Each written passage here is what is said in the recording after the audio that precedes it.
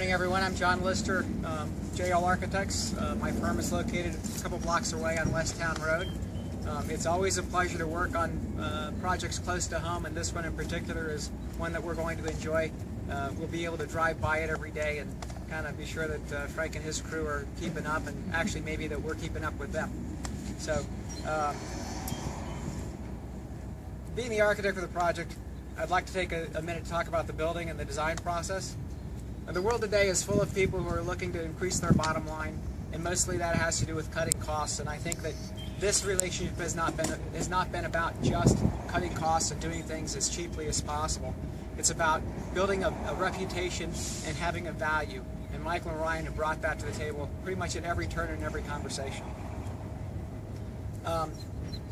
They have, because they're the developer, the builder, the owner, and the tenant, they look at the project with a little bit more of a long-term basis, more of a life cycle thing, so it's not just about next month's profit loss, and I'm very impressed by that, and I've really enjoyed the relationship with the house next to it in that respect.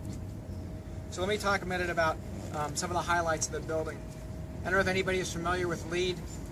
LEED is a program similar to Energy Star, except it takes into account a lot more than just electricity costs. It has more to do with life cycle costs and what it takes in terms of the energy to build the building and to complete the building and to manage the building and to maintain the building. And a lot of the principles of LEED are incorporated into this building and the design that we've come up with. Joe mentioned that Davis Lumber used to be here. Part of the LEED idea is to use up as little green space as possible, so having a redevelopment of a site is definitely in the wheelhouse of what LEED is about. One of the things I'd like to also keep in mind, since I am a neighbor and I am in the neighborhood and so on, it's nice to have, a hole that's filled in. When Davis left, it became a vacant site, it became a vacant building, and it also took jobs away. Best Line's coming here. They're building a nice building, a very attractive building, I might add. But they're bringing, a reputable company. They're bringing jobs. They're improving the streetscape. I mean, you all can look and see what you've got here, and I hope you all be back when we have the opening, because you'll see that the streetscape and the community is improved by what the house next are up to and what they're doing. Now, with respect to the building design, there are a number of things that we've incorporated here that go along with the LEED idea. One of them is fresh air. It seems really simple, but a lot of people don't realize how important fresh air is to productivity, to morale, to the workforce, and so on. And we've taken the initiative, and the house next are all with us, about creating a good work environment. So there's a lot of opportunities for introducing fresh air, which is not energy dependent. So we have some higher levels of technology incorporated here that'll bring conditioned air to the space without relying upon air conditioning equipment. Another factor is natural light. Natural light is another thing that increases morale, productivity, and just the workspace. So we have a lot of light. We have a lot of skylights in the service area. So because we have the skylights in the service area, we don't have to turn the lights on all the time. So not only do we have a work environment, which is good because we've got natural light, we've got fresh air, but we're also saving on energy because we turn the lights off. Real simple principles, but it's a nice place, and hopefully the guys who are working in this service space will enjoy being there. There's another feature which has to do with the heating system.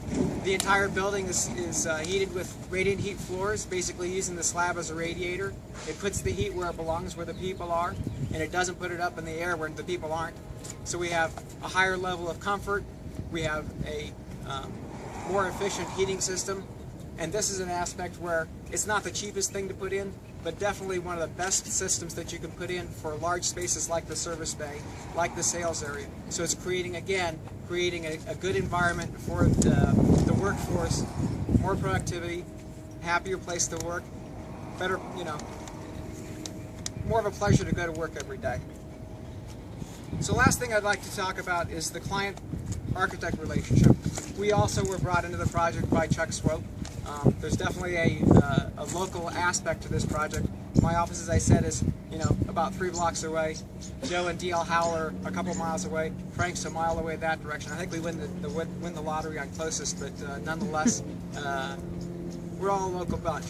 I remember a first conversation that I had with Michael and Ryan, and it went something like, we're not looking to build the minimum. We always put a little bit more into our buildings. And at first I was thinking, okay, well, they're looking for an attractive building, something they can be proud of. They can put a picture up in all their other locations, says this is our location in Westchester, this is our location in Hatfield, and that sort of thing. But as I started working with them, I realized that wasn't necessarily what it was all about. It wasn't the only thing. It had to do with all the other stuff I was talking about, and that's the work environment, creating a good place for people to work and to live, because we spend most of our waking hours in our business place, and they want to create a place that they're proud of, that reflects well upon them, but also they're just stewards of the people that work in the business as well as the business. And so my hat is off to them for their very heads up and proactive and community-based thinking when it comes to the development of the project. So I guess in closing, I just want to say, welcome to the neighborhood.